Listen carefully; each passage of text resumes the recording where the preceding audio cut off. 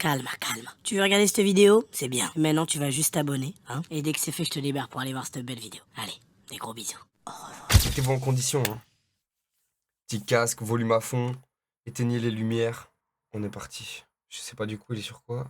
Anomalie du web, volume 3. Wouhou! Non, c'est fort, wesh. Non, il est chaud. Il est bon. Fais le dub. Pour commencer cette vidéo, je voulais vous annoncer que je pars en tournée cette année à partir de septembre avec mon groupe de musique. Je vous donnerai plus d'informations sur le sujet dans les mois à venir, mais voici pour l'instant quelques dates qui ont été annoncées.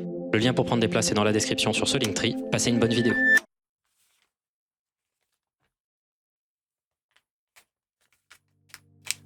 Allez, c'est parti. Aujourd'hui, les 2/3 de la population mondiale ont accès à Internet. Quand en 1989, le World Wide Web a été inventé, personne n'aurait pu s'imaginer qu'il devienne aussi central dans la vie des individus.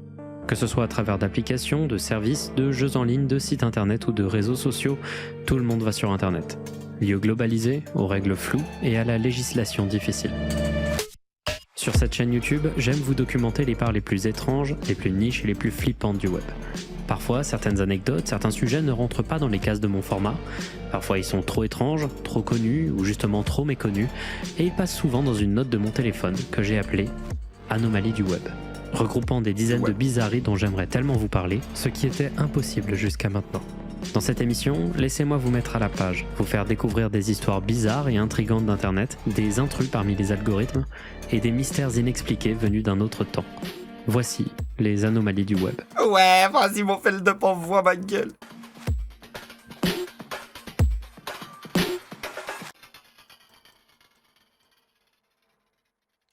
Bonjour à tous et bienvenue dans ce 3e épisode de Findings dédié aux anomalies du web. Cette mini-série à l'intérieur des Findings où je vous présente plusieurs mini-sujets que j'ai accumulés au cours du temps. Des sujets étranges, bizarres, parfois vraiment flippants, mais qui en général ne peuvent pas constituer une vidéo pour elles toutes seules. J'avais besoin d'une vidéo comme ça un peu plus simple pour reprendre les vidéos après l'énorme vidéo sur FNAF qui durait 4 heures là. Elle m'a pompé pas mal de mon énergie. Elle était bien cette vidéo. J'ai kiffé la vidéo FNAF, franchement. Après j'ai kiffé beaucoup de vidéos de Feldup en vrai de vrai. Il est bon. Et j'ai eu un début d'année un peu compliqué, ça j'en parlerai peut-être à la toute fin de la vidéo. Donc en général ça me fait toujours beaucoup de bien à revenir un peu à ces sujets listes qui m'amènent à juste me plonger dans des coins d'internet très bizarres et d'en ressortir des sujets super chelous. Et dans cette vidéo, je vous ai dégoté du très lourd. Au lieu de 4 sujets comme à l'accoutumée avec les anomalies du web, cette fois-ci il y en aura 6. Entre des tout petits sujets qui sont extrêmement connus, dont j'ai toujours voulu vous parler parce qu'ils sont vraiment bizarres, à des trucs ultra niches qui vont intéresser très peu de gens mais qui moi me fascine. Il y a de tout dans cette vidéo et en particulier le dernier sujet, je trouve qu'il est zinzin, voilà. J'insiste vraiment sur ce point-là. Si vous regardez pas le reste de la vidéo, au moins regardez le dernier. Il est vraiment particulier. Bref, j'espère que cette vidéo va vous plaire et on commence tout de suite avec le premier sujet de ce volume 3 des anomalies du web.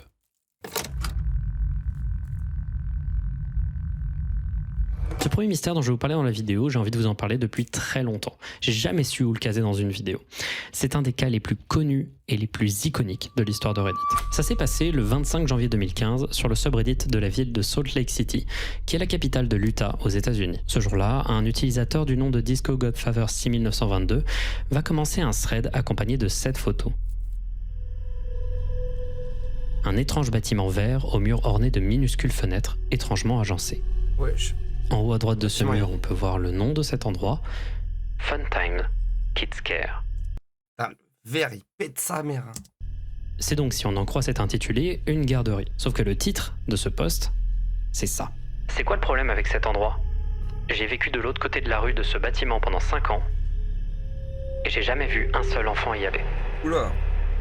Ce thread, il va un peu exploser par rapport aux autres messages qui sont postés sur le subreddit de la ville. Les gens vont d'abord partager leurs témoignages sur le fait que eux non plus n'ont jamais vu passer le moindre enfant dans cette garderie et que celle-ci a toujours l'air fermée. Et les choses vont un peu s'escalader quand les gens vont remarquer un truc. Alors, le bâtiment, il a l'air pour l'instant très suspect. Genre, l'endroit a l'air ultra vieillot et même presque abandonné, et pourtant, il est recouvert d'une peinture complètement fraîche. Les fenêtres, elles ont l'air trop bizarres, elles sont complètement fermées. Bref, il y avait quelque chose de douteux. Mais il y a un utilisateur qui va aller sur les lieux. Bonjour, je suis un résident du coin. Je viens d'enquêter sur cet endroit et c'est extrêmement douteux. Il y a des gens à l'intérieur, dont des enfants, mais je pouvais voir ça uniquement si je regardais à travers les interstices du carton qu'ils utilisent pour couvrir les fenêtres. Je vais essayer de poster des vidéos quand je suis allé voir l'endroit. Après ça, j'appellerai les services sociaux. Wesh. Donc, c'est pas vide, il y a des enfants, mais les fenêtres sont barricadées. Calfeutré avec du carton, ça. Bon, le mystère est parti en flèche. D'abord, il va y avoir de l'investigation de surface. Les internautes vont retrouver le site internet de la garderie et voir ça, un site ultra suspect, inchangé depuis 2008, sans la moindre interaction. On voit cette photo de ce jeune garçon, utilisée 2 fois, d'abord dans la bannière, puis avec un effet miroir dans le recueil extensif de citations d'enfants appréciant le lieu qui s'étend à 2 personnes. À Funtime Kids Care, nous croyons que chaque enfant compte. Nous comprenons que chaque enfant est différent et notre équipe a été entraînée à personnaliser des activités pour que les enfants apprennent et grandissent à leur rythme. Ici, on voit une autre photo du lieu où on voit à quel point l'architecture de la garderie est particulière et encore une fois, il n'y a pas la moindre fenêtre dans tout le bâtiment qui ne soit pas couverte par quelque chose. Quelques dizaines d'heures après la création du poste original, le site internet va soudainement disparaître, laissant les internautes avec encore plus de questions.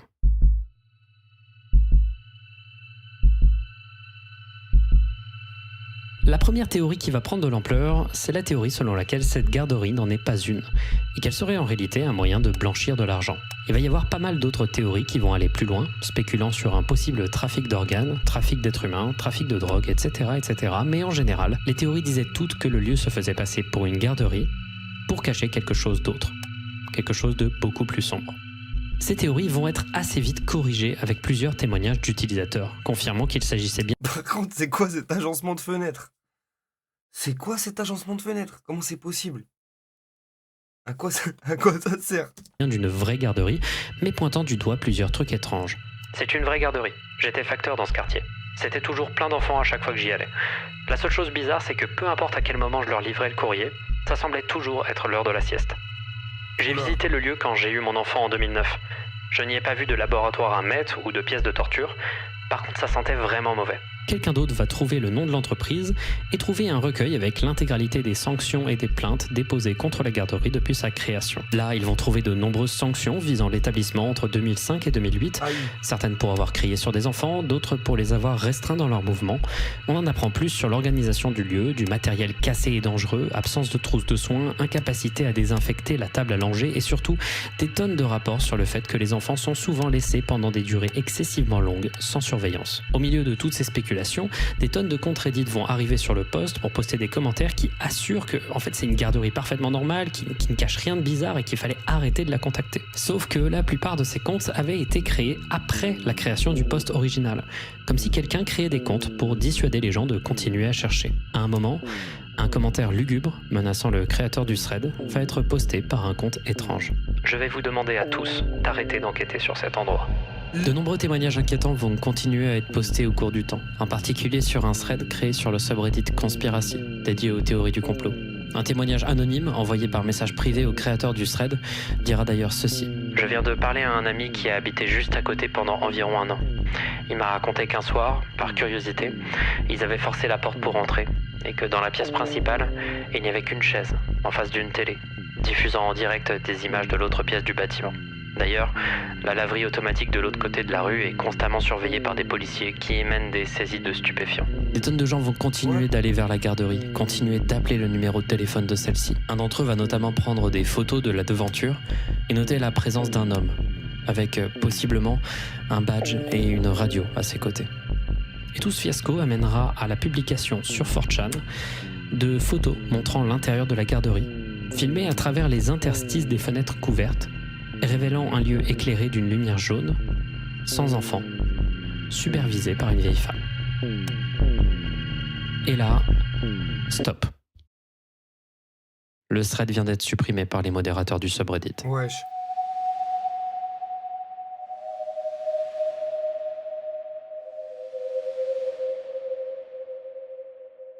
Là, si certains vont voir la preuve de toute leur théorie du complot, pour certaines personnes, ça va être un moyen de prendre du recul.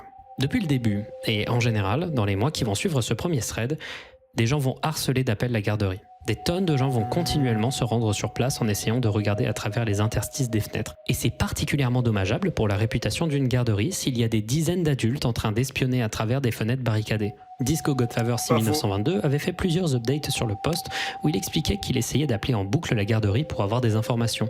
Il a certes relevé un manque de professionnalisme dans les réponses de la garderie, mais il a oublié que c'était peut-être car celle-ci recevait des centaines d'appels de théoriciens du complot depuis le début de l'affaire. Il est également allé sur les lieux pour enquêter une fois, et il a vu, devant la porte, un livreur de pizza. Envoyer des livreurs de pizza à la porte de quelqu'un, c'est une des méthodes principales d'intimidation sur Internet. Les gens de la garderie devaient vraiment en chier à ce moment-là. Et la vérité avec cette histoire, on a fini par la voir. La vérité, c'est que c'était juste une garderie. Putain, Trocker. Trocker. C'est tout. Apparemment, la construction existait depuis les années 60 et avait l'air très différente avant. Déjà, la devanture était beaucoup plus accueillante. Il y avait même apparemment un énorme clown au-dessus du bâtiment et concrètement, les expériences des gens y étant allés avant les années 2000 sont toutes très positives. La gérante de la garderie, Karen Yocom, était une femme qui était extrêmement investie dans son travail et qui le faisait par passion. Autour de 2006, par contre, il y a eu un changement de propriétaire.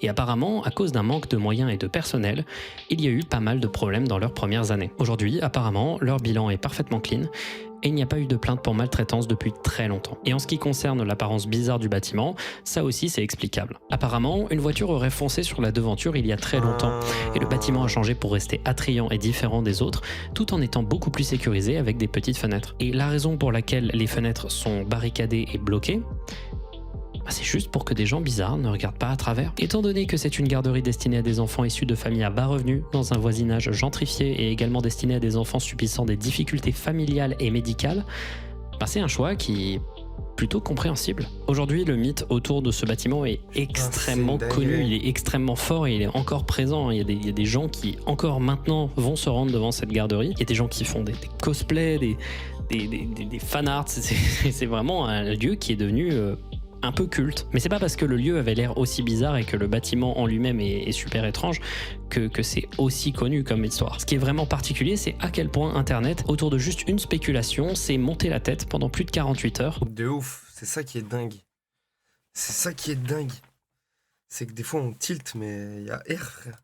Point que des tonnes d'inconnus du jour au lendemain se sont mis à regarder à travers les interstices de fenêtres d'une garderie pour voir l'intérieur. C'est super grave.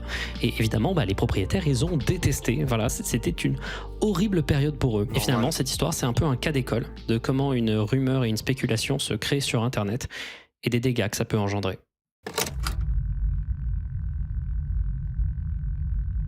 Alors ça aussi c'est un bon sujet pour commencer une vidéo. Ça c'est une histoire toute simple.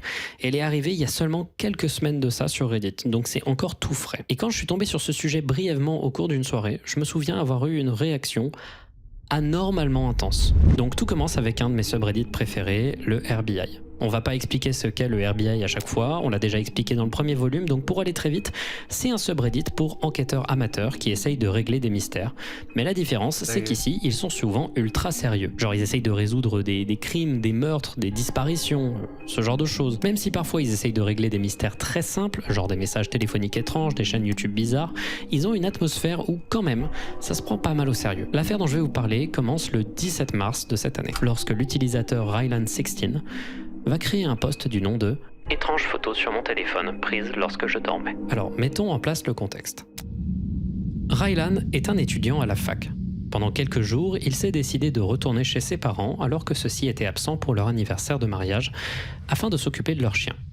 La maison de ses parents est une maison située dans une zone très rurale, où très peu de gens vivent.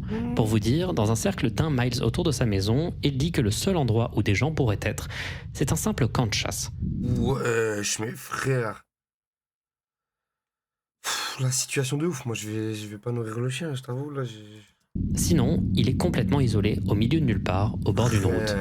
Il explique donc que pendant la nuit du 16 mars, alors qu'il était assis sur un fauteuil, il a commencé à se sentir très fatigué d'un coup. Donc il est allé siester dans la chambre de ses parents, et 2 heures plus tard, au réveil, il s'est rendu compte que son téléphone n'était plus sur lui. Donc il sort de la chambre, et il le retrouve dans le salon. Et alors qu'il se redirige vers la chambre, il se rend compte d'un truc. Le téléphone se déverrouille sur la galerie photo.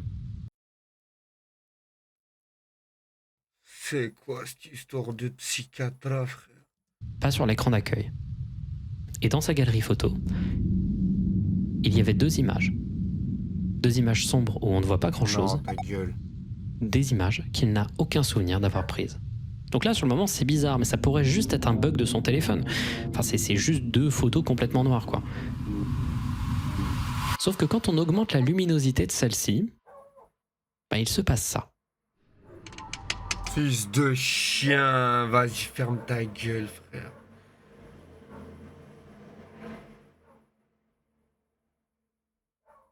C'est quoi ça, frère?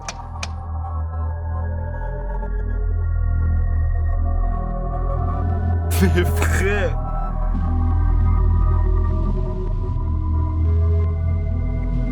Je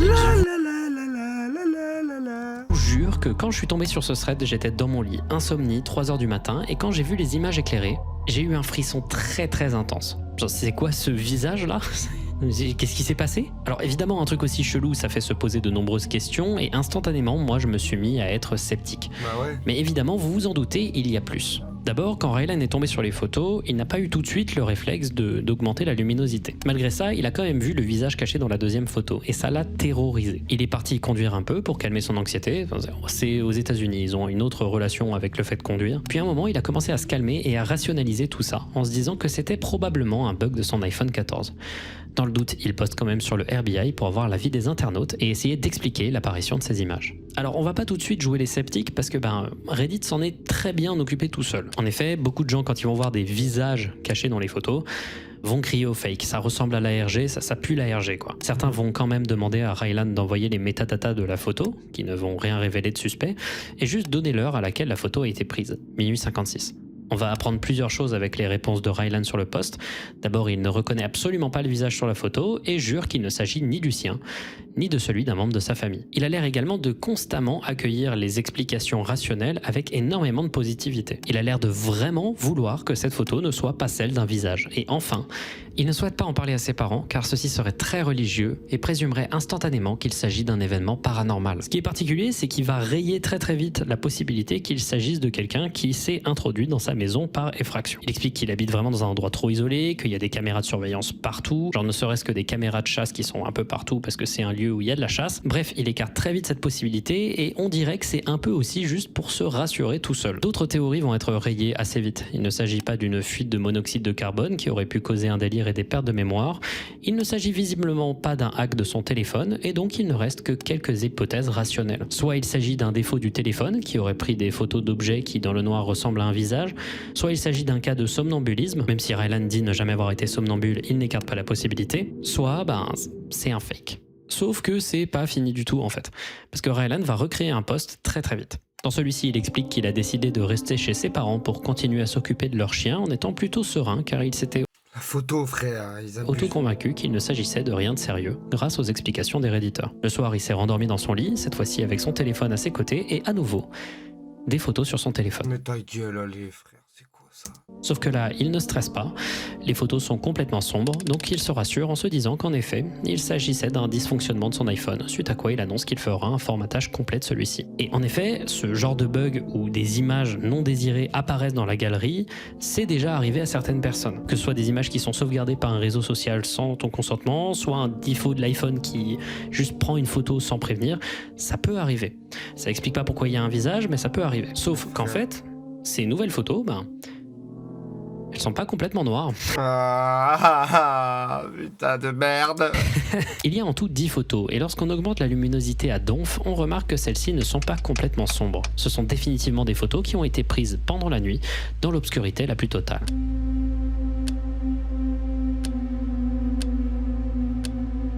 La seule qui révèle vraiment quelque chose de clair lorsqu'on augmente la luminosité, c'est la dernière photo, qui montre dans le coin en bas à droite un rouleau de papier toilette et ce qui semble être le dessus d'un WC. Ce que Rylan va confirmer quelques temps après en montrant cette photo de ces toilettes qui matchent parfaitement.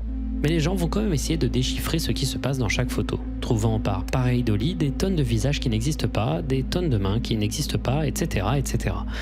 Moi personnellement, j'ai une théorie à propos de cette deuxième série d'images, que je vous laisse croire ou non. Dans la plupart des photos, je remarque qu'il y a un truc qui revient souvent. Dans la plupart d'entre elles, il y a 2 masses noires en bas de l'image. Ces 2 masses, je pense que ce sont les pieds de celui qui prend les photos. Et on dirait qu'à allez, ça va, frère. la fin de la série de photos, la caméra se lève vers une porte qui, après ouverture, se révèle être la porte des toilettes. Donc personnellement, j'ai l'impression que cette série de photos montre quelqu'un qui prend le téléphone et se rend dans la salle de bain. J'ai même l'impression que parfois on peut voir ce qui semble être un escalier ou un couloir dans les photos. Bref, on peut rien déterminer avec des photos aussi sombres. Les 2 masses en bas de l'image pourraient également être les oreilles d'un des chiens dont il s'occupe, étant donné que pas mal de gens commençaient à soulever l'hypothèse que ces photos ont été prises par un d'entre eux pendant la nuit par accident. Comment ça? Par des chiens? Quel bail, ils sont cons, quoi. Comment ça? Zamalché, là. Petit snap, tu connais, dans le bon, ouais. C'est des ouf, les gens, what the fuck. Ce qui, moi, me paraît assez improbable, mais après, c'est que de la spéculation. Genre, on peut rien déterminer de ces photos. Quelques temps vont passer, et Rylan, un peu flippé, va se rendre chez son frère, qui habitait vraiment pas loin, et ils vont se décider ensemble de dormir tous les deux dans la maison de ses parents. Par mesure de précaution, Rylan va laisser la lumière allumée pendant qu'il dort dans la chambre avec les chiens à ses côtés, et son frère, lui, va dormir sur le canapé. Rylan va également Ah, il est pas tout seul, déjà. rabattre la couette dans le matelas, ce qui permet de vérifier s'il est somnambule, parce que s'il se lève du lit, tout simplement, ça défait le lit. Le lendemain, au réveil, rien sur le téléphone de Rylan. Tout est en ordre. Par contre, sur le téléphone de son frère, une photo. Et Allez, frère, c'est quoi cette dinguerie? C'est quoi cette dinguerie, frère? j'imagine que vous voulez la voir, cette photo. Et ben moi aussi. À ce moment-là, le FBI va sentir que quelque chose de fake se passait. Et face au scepticisme, Rylan va juste arrêter de faire des updates et juste répondre aux commentaires, ne voulant pas recevoir de haine et ne recevant plus suffisamment d'aide sérieuse de la part du subreddit. Dans des cas similaires où des gens ont décidé de faire des canulars pour attirer l'attention, s'arrêter au moment où justement les posts sur le subreddit commençaient à avoir de l'attention, c'est un peu étrange et inhabituel. Et moi, ça m'a laissé un peu sur ma faim, j'avoue. Donc j'ai décidé d'envoyer un DM à Rylan, et il a répondu. Ouais, il a répondu. Alors, d'abord, je lui ai demandé plusieurs questions par écrit. À ce moment-là, Non, ça va, ok, let's go, Raph. Bien vu. ça fait plusieurs jours que son dernier post avait été créé et je lui ai demandé si quoi que ce soit d'autre s'était passé depuis. Et il m'a dit que depuis son retour dans son appartement, rien d'autre ne s'était passé. Je lui ai également demandé de m'envoyer la photo du téléphone de son frère et il me l'a envoyé. Bon, on voit pas grand-chose, même quand on augmente la luminosité, je vous le cache pas. Ça ressemble peut-être à une bouche, mais c'est tout. Par contre, chose intéressante, il m'a dit qu'il y aurait potentiellement d'autres photos sur le téléphone de son frère que celui-ci ne lui aurait pas montré quand il a vu que tout ça le rendait nerveux.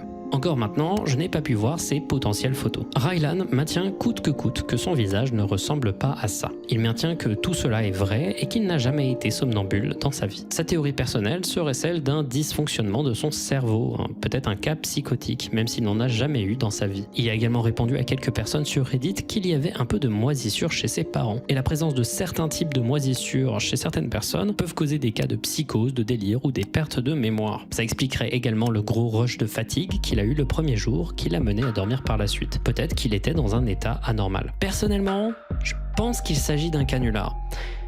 Mais c'est beaucoup plus compliqué que prévu en fait. Déjà, son compte Reddit à Rylan, il l'utilise depuis hyper longtemps, il l'a pas créé juste pour ce hoax. Certes, Rylan peut parfois dire des choses un peu incohérentes, mais il a l'air tout simplement d'être quelqu'un de nerveux et, de par ce qu'on a pu voir, il prend de la Ritaline, ce qui veut dire qu'il posséderait peut-être un TDA. Il y a également un truc un peu particulier, c'est que les images varient en termes de taille, de compression et de format. Mais d'abord, tous les ratios d'images sont des ratios d'images typiques de ce que peut faire l'iPhone. Également, tous ces artefacts peuvent être expliqués par le fait que ces photos ont été postées sur Imgur, ou tout simplement par des artefacts qui arrivent quand tu extrais les images de ton téléphone pour les mettre sur ton ordinateur. Je dirais juste que c'est un peu étrange que l'iPhone ait pris les photos dans le noir comme ça, parce que la majorité des iPhones récents utilisent des techniques d'exposition à longue durée, qui permettent du coup d'avoir une image un peu plus visible, même quand on est dans le noir complet. Donc pour avoir ces images-là, il faut vraiment que Rylan ait été dans le noir complet quoi. Bah, non, même pas. Parce que, enfin, oui, donc complet, oui, d'accord, s'il n'y a aucune lumière, ben oui, forcément, ça prend pas. Mais en même temps, si dans son bigot, il a désactivé le mode, parce que c'est un mode de merde, ben, tu vois, il y a un monde où justice active pas, quoi. Et ça, c'est un peu Ah, mais du coup, peut-être il est censé activer le flash si tu fais ça, je pense. discutable. J'avoue que même si je pense que c'est un fake, j'ai un peu envie de croire à Elan. Il a l'air vraiment sincère. Il y a pas mal de comportements qui me laissent penser qu'il ne s'agit pas d'un début d'ARG. Déjà le fait de s'arrêter aussi vite dès que les gens sont investis, c'est pas un comportement typique du canular, mais également le fait qu'il dise dès le départ qu'il reste pas longtemps chez ses parents empêche toute possibilité de continuer ce canular dès le départ. You swear this is true? Yeah, I do.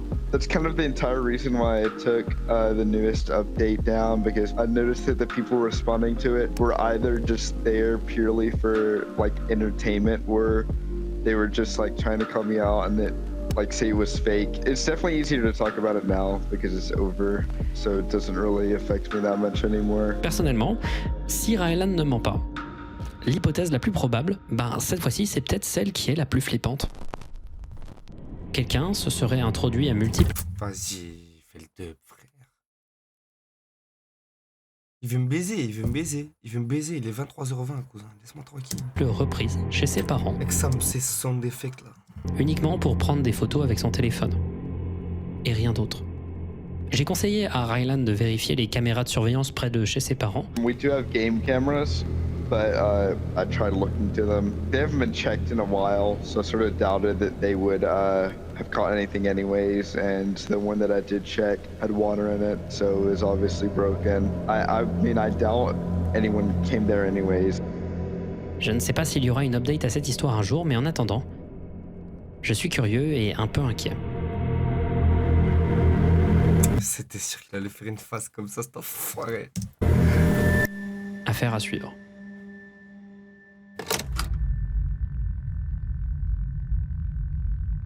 Laissez-moi vous parler d'une histoire dont j'entends parler depuis plus de 10 ans sur YouTube très régulièrement. Une histoire qui est un peu un testament de la bêtise complète des utilisateurs de 4chan, mais aussi une terrifiante histoire de pression de groupe sur Internet. Et vous allez voir, c'est aussi une histoire qu'on va raconter en 2 temps. Parce que c'est pas tout à fait ce que vous imaginez. Le 25 août 2009, un utilisateur de 4chan anonyme poste cette photo de lui tenant une grenade avec la date et l'heure du poste marquée sur sa main pour prouver qu'il s'agissait bien de quelque chose de réel. Il la poste sur le board B, le board aléatoire, le board le plus connu et considéré comme un des plus tordus du site. Voici son message. Alors, j'étais en train de looter des trucs dans les affaires que mon daron nous avait laissées avant de mourir et j'ai trouvé ça. Ce vieux con avait une vraie grenade. Elle paraît vieille mais fonctionnelle à mes yeux. Qu'est-ce que B ferait avec elle ? Vous voyez déjà dans quelle direction ça va. Les gens vont commencer à vouloir s'assurer qu'il s'agissait bien d'une vraie grenade. Ils vont demander des photos du dessous de celle-ci. Ils vont ensuite penser qu'il s'agissait d'une fausse, donc il va se montrer en train de la brûler avec un briquet pour montrer que c'était bien une grenade en métal. Ce qui est une idée de con, oui. qu'on soit clair. Les utilisateurs vont ensuite demander assez vite de faire des conneries avec la grenade. Notamment, ils vont demander au créateur du thread de la mettre dans les toilettes et d'attendre une jolie explosion. Puis soudain, silence. Après avoir posté cette photo, plus de nouvelles. Frère. C'est simple. Plus jamais l'utilisateur ne repostera de photos de la grenade. Et le jour suivant, cet article fut posté dans la presse.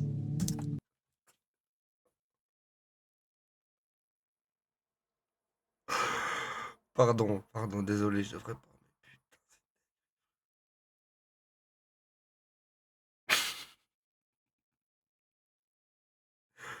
Putain, ils sont cons les gens, hein, des fois, ils sont nichés de cons, frère. Un jeune homme meurt suite à l'explosion d'une grenade dans la salle de bain de sa maison.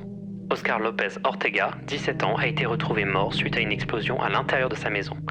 La police est arrivée sur les lieux à 20h45 hier. Le dernier post de l'utilisateur datait de 20h44.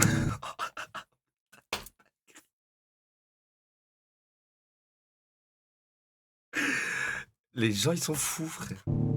C'est morbide cette histoire, hein. Et le truc, c'est qu'on en entend parler sur Internet depuis très longtemps dans des tops, des vidéos sur le pire de 4chan, et l'histoire se propage comme ça sur Internet depuis des années. Mais elle est où la source ? La seule source de ce thread, c'est cette image. Ce même qui se balade partout sur Internet et sur lequel se basent toutes les vidéos que j'ai vues sur le sujet. Donc je suis d'abord allé chercher une archive du thread de la grenade en utilisant l'identifiant, le numéro du post, parce que oui, au cas où vous ne seriez pas au courant, la totalité des messages postés sur 4chan possède un identifiant unique. Mais malgré ça, la totalité d'entre eux sont éphémères. C'est-à-dire que la seule opportunité qu'on a de retrouver le thread original, c'est de faire confiance à des sites d'archivage de 4chan. Sauf que presque aucun service d'archive de 4chan ne va aussi loin dans le temps. Un des seuls qui permet d'autant remonter, mais mais également qui inclut le board B dans les boards qui sont archivés, c'est le site Old Friend Archive, mais celui-ci n'a pas archivé ce thread. Par contre, ça m'a permis de faire une recherche intéressante. J'ai juste cherché Toilet Grenade dans les recherches pour voir à partir de quand les gens commencent à raconter l'anecdote de la grenade. Absolument aucun thread ne mentionne l'anecdote jusqu'au 3 juin 2012. Or, la plus vieille itération de cette image-là, qui est tout le temps utilisée pour décrire le thread, date du 2 juin 2012 sur le subreddit r/funny. C'est-à-dire que déjà à la base je pensais que l'histoire était fausse, personne n'arrive à trouver une archive de l'article qui est montré sur le même, et il semblerait clairement que ce soit un Photoshop de cet article datant du 29 avril 2009 parlant d'une explosion d'une bouteille de butane dans un immeuble qui a causé la mort d'un homme et blessé 2 autres personnes. Et vous voulez savoir ce qui est terrible dans tout ça d'ailleurs? C'est que cette tragédie a eu lieu dans la ville de Grenade en Espagne. Donc le gars qui a créé cette image a cherché un article écrit en espagnol sur une explosion avec Grenade en 2009 et n'a même pas vu qu'il s'agissait non pas du mot Grenade mais du nom d'une ville. Un putain de con. Et c'est trou de balle sur trou de balle, frère. Frère, il a posté, il a mis la grenade dans les chiottes et il est dead. En perte. Mais même si on savait que tout ça c'était faux, il se pourrait que toute cette image soit fausse et qu'on soit pas en face d'un thread 4chan organisé par quelqu'un qui voulait faire un canular, mais que l'existence même de ce thread est fausse, que tous ces commentaires ont été inventés de toutes pièces. Et en plus de ça, il a 0 cervelle. Mais ouais, c'est ça. Souvent, les gens qui racontent cette histoire la mélangent avec une autre histoire du site. Il s'agit d'un thread qui, pour le coup, a vraiment existé sur le site. Ce thread a été créé par quelqu'un disant avoir trouvé une très vieille grenade dans la forêt. Cette grenade a l'air beaucoup plus crédible, a l'air complètement rouillée et donc potentiellement très instable. Dans son post, il demande si elle est dangereuse et la plupart des gens qui vont lui répondre vont lui mettre la pression pour qu'il enlève la goupille. Mais non. Mais frère, les gens, c'est des malades. Les gens vont lui demander de montrer le dessous de la grenade à nouveau, car Les gens, ils sont complètement fous, frère. selon un des commentaires, les grenades d'entraînement possèdent un trou en dessous d'elle, par laquelle on peut retirer les explosifs. Comme vous le voyez, elle a l'air bien fonctionnelle. Donc naturellement, le gars va essayer de la découpiller, on est sur 4chan, je vous rappelle, sauf qu'ici, à cause de la rouille, l'intégralité du haut de la grenade va s'arracher. Mais ne touche pas à ça, frère. Frère, il y a des mines qui explosent encore. Touche pas à ça, c'est un malade. Rien ne se passe. Le thread va continuer en montrant un enchaînement assez sévère de bêtises. L'utilisateur va mettre la grenade au micro-ondes, puis Mais quoi?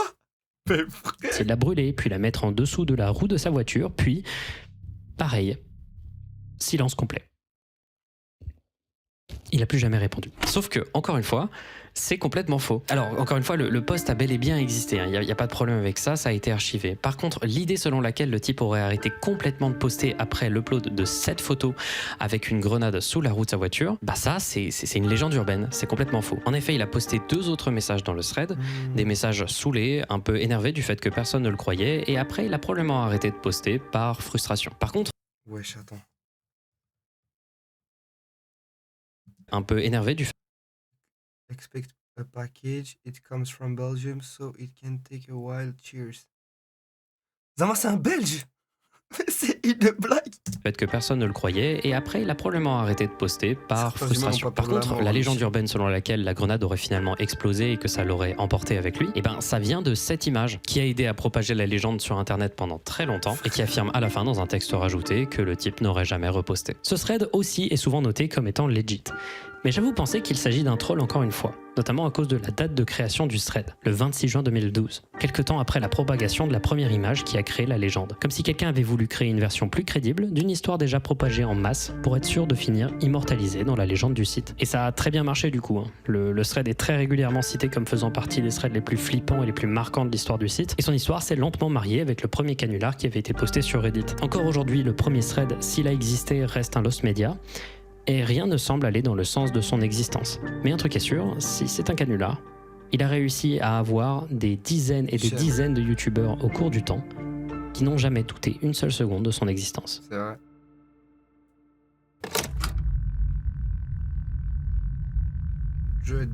Ça, c'est un minuscule mystère qui m'avait marqué à l'époque, mais c'est aussi un type de mystère en général très fréquent sur internet qui me plaît beaucoup. Le 1er décembre 2017, l'utilisateur Drodigon sur Reddit crée un post sur le subreddit paranormal appelé Quelle est la cause de ces hurlements ? Donc dans celui-ci, il explique que pendant l'année 2017, il a fait un road trip aux US, principalement pour visiter les parcs nationaux.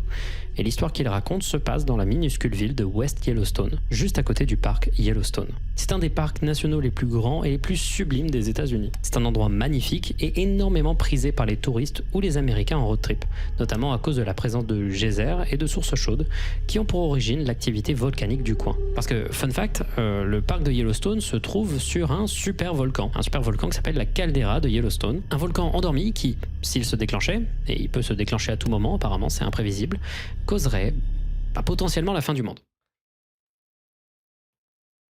Et on ne sait pas quand est-ce qu'il va se déclencher.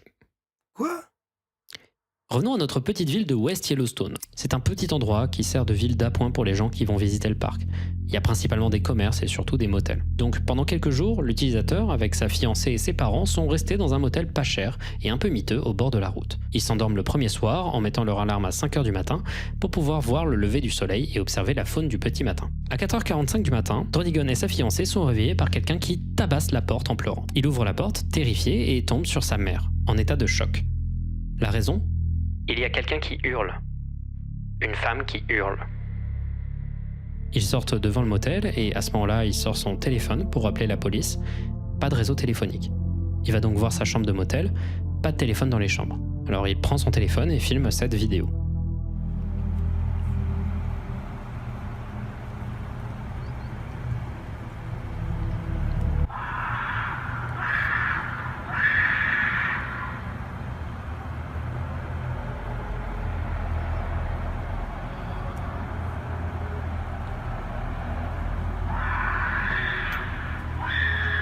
Mais l'horreur,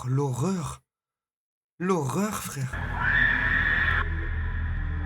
C'est flippant, hein. C'est vraiment flippant. Et plus étrange encore, c'est ce qui arrive après. D'abord, sa mère va lui expliquer qu'elle entendait les cris déjà depuis 30 minutes. Il précise également que le son provenait d'à peu près une 50aine de mètres. Sur le moment, ils sont restés 10 minutes en écoutant et ont réalisé que le cri était un peu étrange. Il sonne vraiment comme une femme qui hurle, il n'y a pas de doute à ce sujet.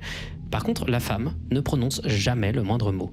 Pas d'appel à l'aide, juste des hurlements frénétiques. Donc premier réflexe dans ce genre de situation, peu importe la ressemblance avec un être humain, c'est de penser qu'il s'agit d'un animal sauvage. Souvent, certains types de renards et certaines chouettes peuvent avoir un cri particulièrement humain et flippant par exemple, ce qui arrive pendant la nuit ou à l'aube, donc ça faisait sens. Alors ils vont retourner dans l'hôtel, qui à défaut de posséder des lignes téléphoniques fonctionnelles, possédait un Wi-Fi disponible, et ils vont se ruer sur internet pour trouver des bruits d'animaux correspondants. Après plusieurs dizaines de minutes, ils ne vont rien trouver.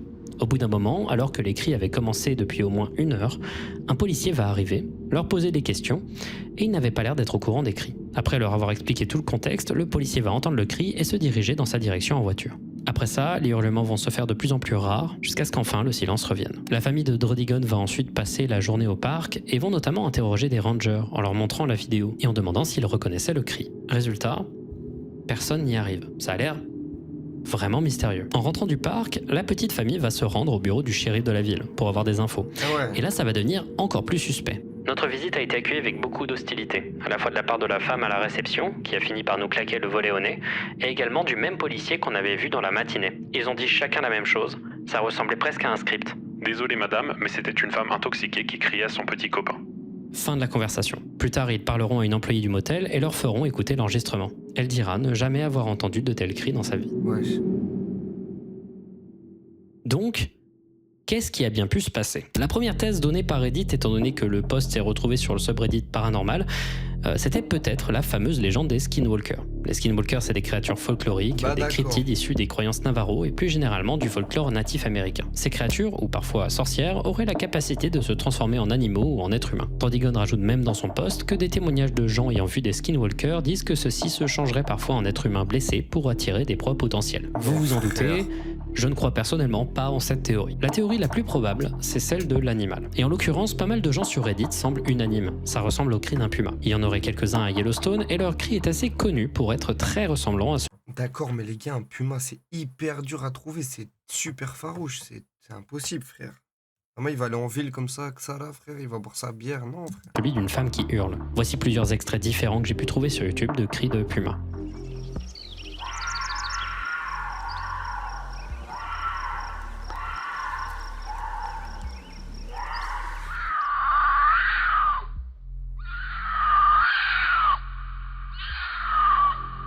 Maintenant, si on compare avec la vidéo de Drodigon 17,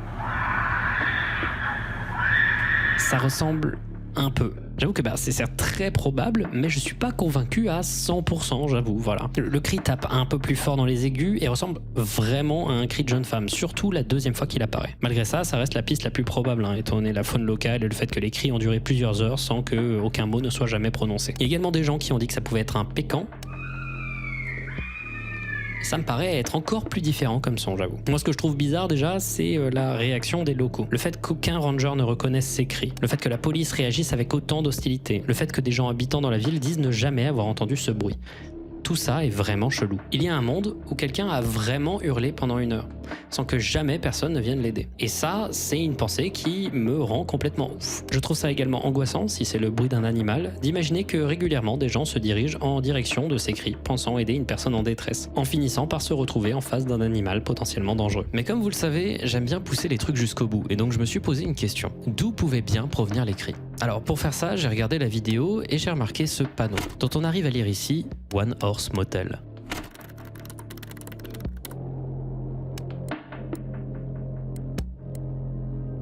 Pas besoin de comparer tant que ça les deux, c'est exactement le même panneau, et les détails de l'arrière-plan semblent matcher. Si on imagine que Drodigon dirige sa caméra dans la direction du cri, on imagine donc qu'il filme dans cette direction. Dans son post, il dit que le cri semble provenir d'environ 50 mètres, donc par mesure de sécurité, on va être généreux et élargir la zone à 200 mètres. Dans cette direction précise, il semble bien y avoir une forêt, mais à quelques centaines de mètres de plus. Donc la possibilité d'un animal, c'est clairement probable, surtout que c'est difficile de juger les distances quand un bruit est extrêmement réverbéré. Sachez également, pour l'anecdote, que la ville est à 30 km environ de la bordure d'une zone appelée la Zone of Death, une zone théorique au sein du parc Yellowstone de 130 km² qui, à cause d'ensemble de failles juridiques, serait une zone où, encore une fois en théorie, et je dis bien en théorie, le meurtre serait légal. Vous pouvez vérifier, c'est un rabbit hole que je trouve très intéressant. En ce qui... Quoi? Mais attends, c'est une blague, c'est quoi ça? Le meurtre serait légal. Vous pouvez vérifier. Maybe able. Avoid conviction for any major crime. C'est un rabbit hole que je trouve très intéressant. En ce qui concerne du coup notre petit motel, figurez-vous que celui-ci en avril 2023, il a explosé à cause d'un problème de gaz apparemment. En vrai c'était pas marrant parce que des tonnes de gens ont perdu leurs affaires personnelles, les gérants ont dû faire un GoFundMe parce qu'ils avaient tout perdu. C'était un petit cauchemar cette histoire. Mais apparemment depuis 2024 ils ont réussi à réouvrir. Ce genre de vidéos où des cris ou des bruits étranges sont entendus à l'intérieur de forêts, c'est un de mes sous-genres de vidéos bizarres sur internet préférés. Si vous en avez d'autres, des particulièrement mystérieuses, n'hésitez pas à me les envoyer, moi je trouve ça absolument fascinant. Il y a quelque chose de très mystique un peu dans un bruit immense dans une forêt réverbérée dont on ne peut pas comprendre la source et qui ne ressemble à rien qu'on a entendu, ou alors au contraire qui ressemble à quelque chose de vraiment terrifiant qu'on connaît très bien. Mais un truc est sûr, à ce jour, personne ne sait qui a causé ces cris-là. Et cette vidéo continue personnellement de m'angoisser encore aujourd'hui. Ça yuck. C'est non pas un animal. The Bloody Board. Vous connaissez Buffy contre les vampires? Moi, j'ai jamais regardé, j'avoue. Mais là, je sais qu'il y a des tonnes de gens qui ont plus de 35 ans qui sont en train de hurler derrière leur écran, qui sont en train de s'insurger, mais moi, ça m'a jamais vraiment attiré. Apparemment, c'est très bien, mais ça m'a pas touché. Un truc est sûr, c'est qu'il y a des tonnes de gens dans les années 2000 qui ont été très fans de cette série. Certains peut-être plus que d'autres. Laissez-moi vous raconter une courte histoire qui, encore une fois, va se raconter en 2 temps. Ça va d'abord être un peu flippant, ensuite, ça va vous mettre probablement en colère. Alors, tout commence avec un article du site cracked.com qui a été publié le 26 octobre 2010. Celui-ci s'appelait « Les 7 endroits d'internet les plus non intentionnellement effrayants ». C'est un article pas incroyable qui a le mérite de traiter des sujets qui à l'époque n'étaient pas très connus, comme la chaîne YouTube Human Being 15 par exemple, et également il y avait un sujet inédit dans l'article, un sujet qui n'avait jamais été vraiment traité. Un site du nom de The Bloody Board. The Bloody Board, c'était un forum dont aujourd'hui les seules traces disponibles sont des screenshots, tandis qu'aucune archive n'a été sauvegardée. Ce forum, il est dédié aux fans de Buffy contre les vampires. Et à l'époque, le forum était très actif. Des dizaines de milliers de messages, des tonnes de topics parlant d'infos sur le cast, de tweets des acteurs de la série, des anecdotes, des fun facts, des discussions sur l'histoire, c'est complètement normal au premier abord. Puis, lorsqu'on regarde un peu, il y a un truc qui paraît étrange. Après un peu d'inspection, on se rend compte que tous les messages sur le site, et je dis bien tous les messages sur le site, ont été faits par la même personne. Wesh.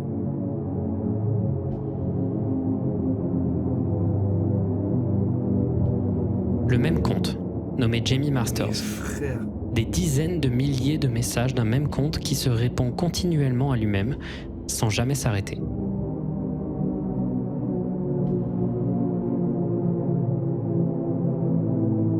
Pire encore, le nom Jamie Masters, il n'est pas anodin.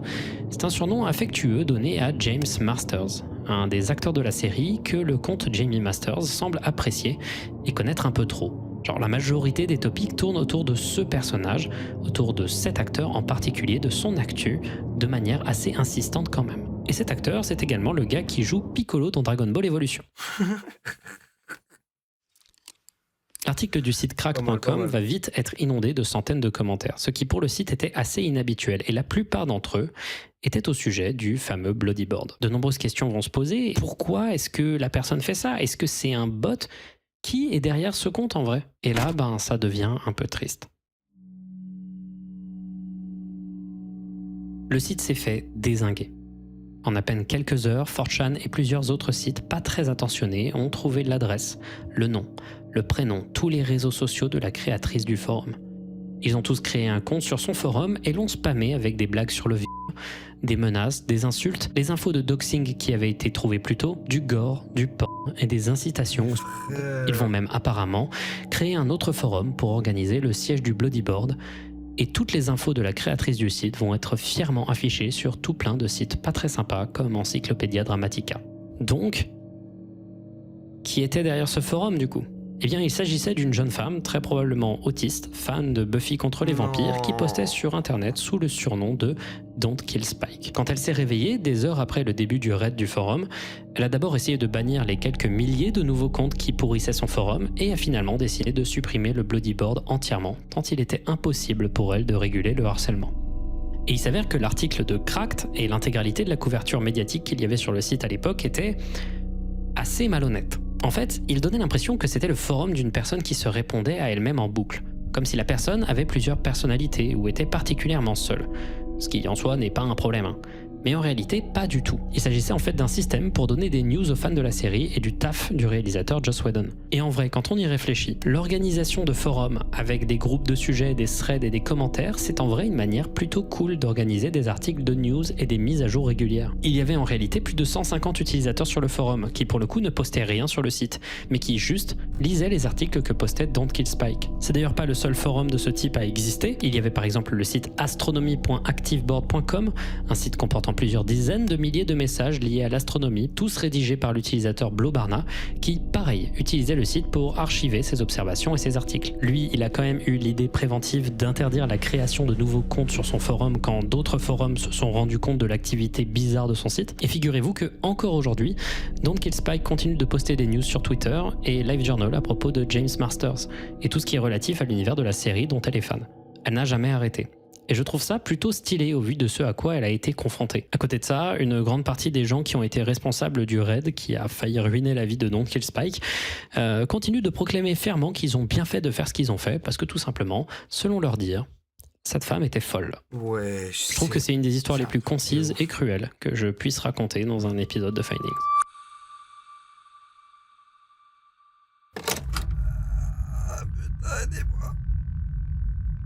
Alors, cette histoire que je vous ai teasée au début de la vidéo, c'est un des trucs les plus zinzins dont j'ai pu entendre parler sur internet. Je disais souvent un peu dans l'hyperbole, mais l'histoire du film Marie-Lion est l'une des histoires les plus hors sol de l'histoire d'internet. Et la seule raison pour laquelle j'en parle ici, c'est que ça ferait une vidéo beaucoup trop courte. Notre histoire se passe sur 4chan en 2013 et concerne un utilisateur de 4chan. Un utilisateur... Là, c'est un gros passage, les gars. pas anonyme. Alors oui, si je précise à chaque fois que je parle de ce site qu'un utilisateur est anonyme, c'est qu'il existe bel et bien des utilisateurs de 4chan pas anonymes. En effet, de base, quand tu y postes un message, tu es automatiquement appelé Anonymous. C'est d'ailleurs de là que vient le mouvement Anonymous. De base, c'est juste comme ça qu'on appelle les utilisateurs du board B en particulier. Mais si tu regardes bien, tu peux te donner un nom pour identifier ton commentaire. Et pour être sûr que personne n'usurpe le nom que tu utilises, tu peux utiliser ce qu'on appelle un tripcode, en écrivant hashtag, puis une suite de caractères que seul vous connaissez. Votre mot sera transformé en une série de caractères difficilement déchiffrables dans l'autre sens. Ainsi, si quelqu'un voit votre tripcode, il saura que c'est vous, mais ne saura pas le mot que vous avez utilisé pour écrire votre message. Donc, je disais, notre histoire parle d'un utilisateur de 4chan avec un tripcode appelé UTV. Celui-ci était particulièrement actif sur le board SP, dédié au sport, aux paris sportifs, etc. Et il était aussi un membre de la communauté TRB, les utilisateurs de 4chan fans de Football Manager, et ce depuis au moins 2012. UTV, de son prénom Phil, c'est un utilisateur de 4chan parfaitement classique, du genre à être assez agressif, moqueur et à faire des blagues limites très souvent. Et c'est ça déjà qui est particulier. UTV est, à l'échelle de 4chan, parfaitement normal. Et il l'a été tout le long de sa période d'activité. Et ça rend ce qui va arriver d'autant plus inexplicable. Ok. Autour de juin 2013, un type va commencer à répondre aux commentaires de UTV. Systématiquement, c'était pour répondre une screenshot du commentaire qu'il venait de poster, souvent dans des collages ou des montages, avec comme nom de fichier les posts TRB de UTV, volume, suivi d'un numéro. Si au premier abord ça ressemble juste à quelqu'un qui fait une blague, le problème, c'est à quel point c'était systématique. Ce gars répondait perpétuellement à UTV. Et ça voulait donc dire que le mec scrollait systématiquement le board dédié au sport de 4chan, constamment à la recherche de posts de UTV pour les enregistrer, les collecter, sans jamais vraiment interagir. Comme ça, tous les jours. Au début, les messages qu'il mettait étaient simples. « Je rattrape mon retard. UTV, cela fait plaisir de voir que vous vous défendez comme vous l'avez fait hier. Continuez comme ça. » Son objectif était pas clair au premier abord. Il semblait juste vouloir archiver toutes les interactions possibles de UTV. Au début, peu de gens vont le calculer. Mais plus ça continuait, plus c'était chelou. « Ressaisis-toi, You. Tu as à peine posté aujourd'hui. Arrête de flâner, Phil. » Parfois, on pouvait le voir faire des compilations, enchaînant message après message, décortiquant certains threads où UTV avait été actif, avec toujours d'étranges messages décortiquant le comportement de UTV, toujours avec un langage mélioratif et encourageant, s'énervant uniquement quand il ne postait pas. Vous vous en doutez, à force, les utilisateurs du board vont commencer à remarquer ce comportement. Ça s'est passé extrêmement vite d'ailleurs. D'abord, il y a eu une réaction de confusion de UTV lui-même. Pourquoi tu continues de poster ces messages ? Plus important encore, pourquoi tu penses que les gens en ont quelque chose à faire ? Puis la confusion s'est transformée en rire, pensant que c'était juste une sorte de troll ultime. Mais au bout d'une semaine de constant scrutage des posts de Phil pour aucune raison, ils ont commencé à flipper. Pourquoi ? Mec, va voir un psy. Je suis inquiet pour toi là. Autant j'aime beaucoup UTV, autant là t'as un gros problème, frère. Juste arrête. Le 11 juillet, il suggère de trouver un nom pour ce stalker, The Archiver ou l'archiviste, et seulement un jour après, celui-ci revient. Salut tout le monde, c'est l'archiviste de UTV. Brandissant le nom avec fierté, comme s'il était content qu'on l'ait remarqué malgré son absence d'interaction avec les autres membres. Plus le temps va passer, plus ça va devenir bizarre. L'archiviste va pendant des mois répondre aux messages, toujours avec cette même insistance et ce manque de réponse. UTV va évidemment commencer à trouver ça excessivement flippant, il va continuer de lui demander pourquoi il faisait ça, à l'insulter à chaque thread qui était épié par son stalker. Est-ce que tu vas arrêter de faire ça ? Au moins réponds-moi, espèce de grosse m***. C'est même plus drôle, c'est juste triste. Tu m'as pas entendu dans l'autre thread ? Ça doit s'arrêter maintenant. Jamais l'archiviste ne lui donnera de réponse claire. Jamais celui-ci n'arrêtera, peu importe les tentatives de l'intimider ou de l'ignorer. C'est notre 150e thread ensemble. Je ne célèbre pas pour autant car je sais que dans les relations mâle-femelle, l'ordre de célébration est le 100e puis 200e anniversaire. Fin août, il poste une lettre manuscrite qu'il a réalisée, censée être une lettre d'amour fictive de UTV à lui-même. Il va demander aux gens d'archiver à sa place pendant une période où il ne pouvait pas se connecter à internet pendant seulement 2 jours, pour finalement qu'il trouve un réseau Wi-Fi en panique tellement il semble avoir besoin des pieds UTV. Je vous jure, quand on regarde le peu d'archives qu'il y a de cette période-là, c'était absurde. Je pourrais donner des dizaines d'anecdotes sur des posts que l'archiviste de UTV aurait apparemment fait. Mais le problème, c'est que comme toutes les images qu'il a postées sur 4chan ont disparu, c'est compliqué de sourcer certains trucs. Genre par exemple la fois où il aurait apparemment fait un burger avec des posts 4chan de UTV imprimés découpés dedans, qu'il aurait par la suite mangé. Ces anecdotes sont particulièrement nombreuses, mais c'est pas ça que je trouve le plus fascinant. Parce que ce que je trouve particulièrement inquiétant, aussi bien pour l'archiviste que UTV lui-même, c'est que ce harcèlement a commencé en juin 2013 et que ça a continué tous les jours pendant plusieurs mois. Et ce, à des horaires qui étaient souvent très chaotiques. Ça va continuer et continuer, puis le 6 octobre, ça va s'arrêter. Avec un dernier post de l'archiviste sur un post aléatoire de la communauté TRB, absolument pas lié à UTV. 255 threads. J'ai été avec UTV pendant 255 threads. Ceci est le dernier. Mes parents ont découvert mes travaux liés à UTV. Et ils ont insisté que je supprime tous les fichiers de mon ordinateur et que j'arrête avec ça. Ils vont maintenant surveiller mon activité pour s'assurer que je ne puisse plus le faire. Ils m'ont donné un jour pour supprimer tout. Et ceci sera mon dernier message. Je demande pardon à UTV et j'espère qu'il verra ce message et qu'il comprendra. Mais avant qu'il ne dise au revoir pour de bon, il laisse à UTV, comme il le dit, un dernier cadeau. Un document de 97 pages intitulé « Le Silmarillion ». Un long document documentant l'intégralité de l'obsession de l'archiviste envers UTV. Le Silmarillion contient en son sein l'intégralité des travaux privés parlant de UTV réalisés par l'archiviste, qu'il n'osait pas vraiment partager publiquement. Son nom est un jeu de mots entre le nom de UTV, Phil, et le Silmarillion, un livre inachevé qui a été écrit pendant l'intégralité de la vie de Tolkien. Sur la première page du Silmarillion, il explique pourquoi UTV le passionne, et ça annonce directement la couleur de la suite. UTV a quelque chose que je ne saurais expliquer. Il a un certain magnétisme. Il est drôle, intelligent, poste suffisamment souvent pour que je puisse archiver ses posts sans trop de problèmes.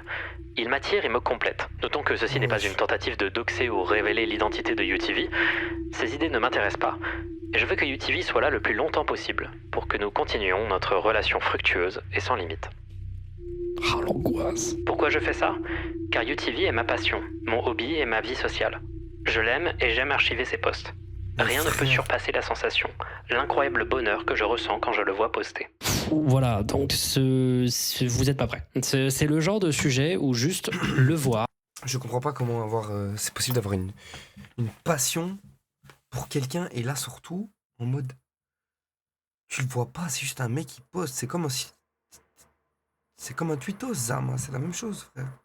T'es fan d'un tweetos, Zama, c'est pas possible.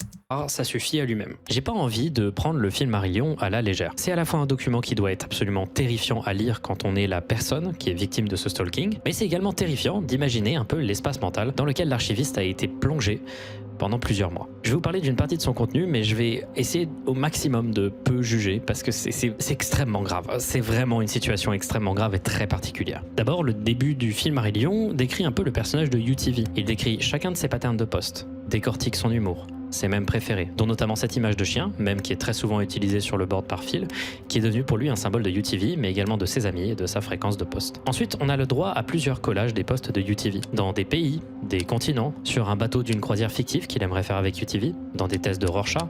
Ensuite, on trouve des statistiques sur le nombre de posts par jour de UTV, des décortications méticuleuses de chaque nom de fichier image qu'il a jamais posté en détail. Mais là, on va rentrer dans les trucs encore plus bizarres. Des dizaines de poèmes, contenant notamment le nom de UTV, Phil, comme on l'avait dit, mais également des informations plus précises sur lui, notamment le comté dans lequel il habite, Kent, au Royaume-Uni. Il réalise également un schéma de ville pour UTV avec des bâtiments modélisés en 3D, composés entièrement des posts faits par celui-ci. Des schémas de mini-golf UTV composés avec ses posts, avec toujours des explications sur le design de chacun, qui est toujours lié au contenu du post. Il explique avoir créé un faux compte Facebook pour recruter une milice pour protéger UTV, en montrant tous les véritables comptes qu'il a trouvés qui, selon lui, pourraient être de bons candidats. Il fait un photomontage d'un faux site de rencontre où il simule une rencontre entre lui et UTV, où il l'insulte copieusement avec de véritables termes qu'il pourrait utiliser en réponse à ses posts sur 4chan, mais en finissant par cette phrase. « J'ai honte de toi et je veux que personne ne sache que nous ne sommes pas heureux ensemble, bien que nous le sommes clairement, et je continuerai à prétendre de te détester longtemps après que je sois tombé amoureux de toi. » Il y a également de longues fanfictions érotiques bizarrement écrites et incohérentes, des inventions comme ce formidable paillasson avec des posts de haters de UTV pour que celui-ci puisse y essuyer ses pieds, ou alors la ceinture UTV pleine de posts de celui-ci, au cas où l'archiviste aurait besoin de lire un de ses posts. Un faux scénario de cambriolage de banque dans le cas où UTV aurait besoin d'argent et qu'il voulait cambrioler une banque. Et je vous jure, je suis pas en train de me moquer, je suis juste en train de factuellement donner les trucs qu'il y a dans le Silmarillion. Et c'est pas fini parce que ça devient encore un peu plus flippant. Il y a un chapitre à l'intérieur qui s'appelle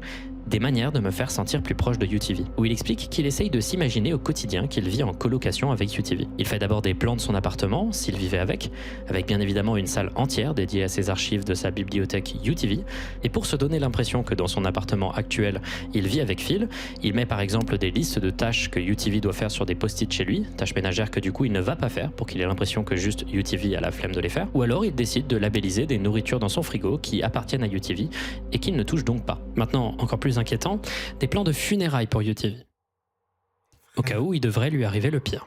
Je suis bien conscient qu'un jour UTV pourrait mourir. Je ne souhaite pas que cela se produise, et cette page ne doit pas être interprétée comme une telle éventualité.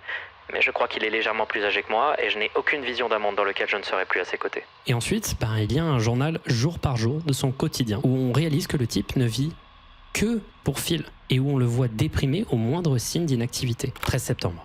Aujourd'hui était un jour difficile. UTV a passé presque 9 heures sans poster. J'ai pu créer plusieurs œuvres aujourd'hui, mais ce n'est pas important.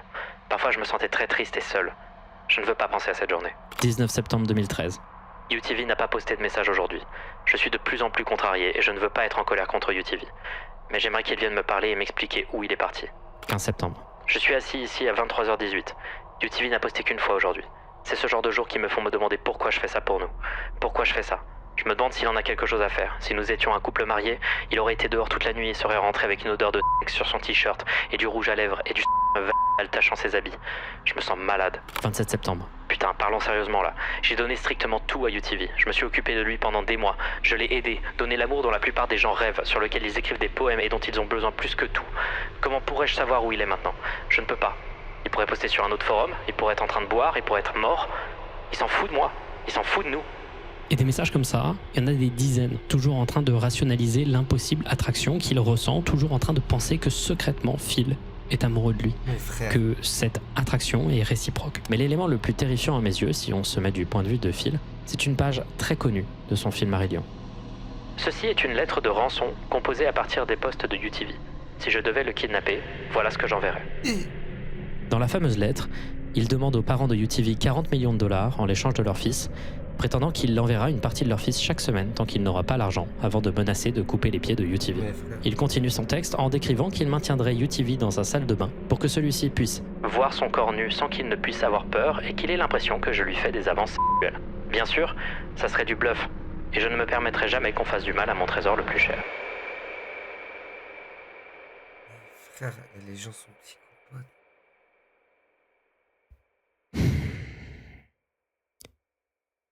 Oui, c'est terrifiant. Mais en vrai, ça me fait aussi beaucoup de peine. On s'imagine instantanément en voyant ça ce qu'on ferait à la place de UTV. Mais en vrai, ça fait surtout beaucoup de peine quand on regarde d'un œil un peu extérieur. Du point de vue de UTV, ça a dû être un cauchemar. Il n'a rien fait pour mériter cette attention-là. Et cette obsession maladive de l'archiviste a dû évidemment le terrifier. Il s'exprimera que très brièvement sans trop développer dans des posts les jours suivants, mais il ne répondra jamais au film Marillion directement.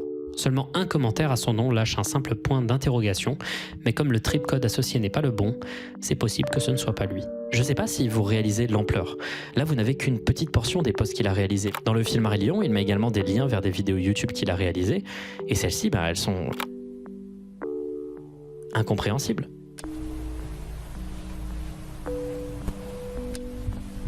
Il est certain qu'on est en face d'une personne qui souffre vraiment, qui est dans une situation mentale très sérieuse. Le film Marillion, c'est devenu un document assez culte. Il y a quelque chose de vraiment très intrusif quand tu le lis.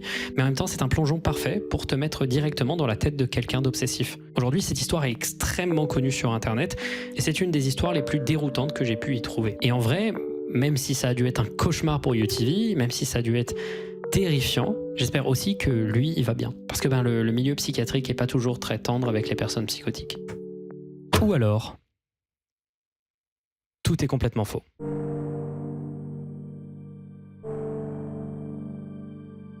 Alors là, ce que je vous ai raconté, c'est en mode UTV was the archiver, l'histoire telle qu'elle est très régulièrement racontée sur Internet. Et même s'il est hautement probable qu'il s'agisse d'une véritable histoire de stalking, c'est également probable, voire même peut-être un peu plus, qu'il ne s'agisse que d'un énorme troll. C'est d'ailleurs une théorie qui a de plus en plus de poids au cours du temps, car si on analyse un peu les posts de l'archiviste et l'ambiance de la communauté TRB, c'est possible qu'il y ait anguille sous roche. D'abord, j'ai omis quelques détails du film Marillion, notamment il y a quelques phrases qui font un peu tiquer. Genre, je sais pas si vous vous souvenez de la phrase qui parlait du magnétisme de UTV. Eh ben, j'ai omis une phrase quand je voulais raconter. UTV a quelque chose que je n'explique pas. Il a un certain magnétisme. S'il avait rencontré le X-Men Magneto, il aurait été en grand danger. Ce genre de phrases de cons sont partout dans le film Marillion. Et si tu arrêtes de voir ces phrases comme les phrases de quelqu'un qui aurait un univers mental un peu désordonné, quelqu'un d'extravagant, mais plutôt comme quelqu'un qui veut faire marrer ses potes, tout de suite c'est beaucoup plus drôle. Genre par exemple quand il dit que les gimmicks principaux de UTV sont son racisme et le fait que UTV est de petite taille, alors genre plein de montages photos qui sont en vrai mais stupide quoi. Vraiment, lisez le film Marillion sous cet angle, ça prend tout de suite une autre tournure. Mais alors du coup, qui est derrière tout ça? La première théorie qui est apparue sur le board, et ce très très tôt, avant même la sortie du film Marillion, c'était que c'était tout simplement UTV qui était derrière. Moi personnellement, je ne pense pas que UTV l'a orchestré tout seul. Je trouve que les blagues sur lui sont quand même sacrément méchantes si on les voit comme des blagues. Et il a eu l'air pendant tout le long de pas vouloir porter attention à ce sujet, ce qui me laisse à penser qu'il s'agit vraiment pas de lui. Par contre, je pense qu'il s'agit vraiment d'un membre de la communauté TRB qui a fait ça. Ce que je vous ai pas dit à propos des gens qui utilisent des tripcodes, c'est que souvent ils sont détestés sur 4chan. Leur volonté d'être reconnus par leur pseudo est vue comme une tentative d'attirer l'attention sur soi dans un lieu plongé dans la culture de l'anonymat. Leurs gimmicks sont souvent considérés comme affreusement cringe par exemple. UTV avait également l'air d'être quelqu'un de pas extrêmement apprécié sur le board. Il était quand même assez grincheux, un poil raciste et pas très très marrant. Donc quelqu'un aurait pu vouloir le faire fuir en faisant tout son possible pour le faire flipper. Mais alors du coup, comment quelqu'un aurait pu dépenser autant d'énergie pendant autant de temps juste pour troller quelqu'un? C'est-à-dire, on parle vraiment de mois de stalking constant. Et bien tout simplement, de ce que j'ai pu voir de la communauté TRB au fur et à mesure donc de mes recherches et du montage, c'est que c'est quand même des sacrés chômeurs quoi. Genre c'est une communauté où tout le monde se réunit tous les jours pour parler pendant des heures, ils y passaient parfois des soirées entières. Donc vouloir dépenser autant d'énergie juste pour troller un pote, et ben après y avoir passé du temps sur ces boards, ça me paraît complètement possible. Et le coup semble avoir fonctionné d'une certaine manière, parce que même si ça n'a pas fait faire fuir UTV, c'est quand même un des événements les plus marquants de l'histoire de 4chan tout court. Et peu importe qu'il s'agisse d'une histoire de stalking horrible ou pas, j'espère que toutes les personnes concernées par cette histoire aujourd'hui vont bien. Merci beaucoup d'avoir regardé cette vidéo. De rien, mon frère. Je sais, elle arrive extrêmement tard. C'était une vidéo qui était vraiment plus simple que les autres, vraiment des histoires beaucoup plus simples, avec des ficelles beaucoup plus simples, un montage que j'ai quand même soigné, un peu une DA qui se définit pour ces anomalies du web. Je tenais quand même à vous présenter des excuses pour le temps que ça a pris. J'ai eu des problèmes de santé importants, dont je parlerai pas forcément, mais également beaucoup de travail dans différents trucs qui sont soit pas sortis, soit qui vont sortir plus tard. Au fur et à mesure que ma santé a eu des petits soucis, je me suis rendu compte que il fallait de toute manière que les vidéos sortent soit moins souvent, soit que ce soit des vidéos moins importantes, ou alors tout simplement que peut-être je vais commencer à déléguer certaines tâches. Frérot. Pas pour toutes mes vidéos, parce que ça me paraît très important de garder un côté un peu hauteur, donner toujours l'impression que ce que je fais c'est accessible, que vous pouvez faire ce que je fais sans trop de problèmes ou de moyens, mais peut-être que c'est mieux pour ma santé quand même de déléguer le montage ou alors de poster moins. Et je suis vraiment désolé que ce soit le cas, mais notamment c'est important pour cette année-là qui a été extrêmement difficile pour de nombreuses raisons, mais qui restent des raisons personnelles. Là actuellement, il y a pas mal de findings qui sont en préparation, ils sortiront quand ils seront prêts. Également l'album qui va arriver et la tournée l'année prochaine. Déjà pas mal de dates qui sont annoncées. J'en parlerai de manière un peu plus claire, notamment quand on commencera à sortir des singles, tout ça. Allez, Donc j'espère. Force mon fait du. Force. Yoni boy on the track. Honneur.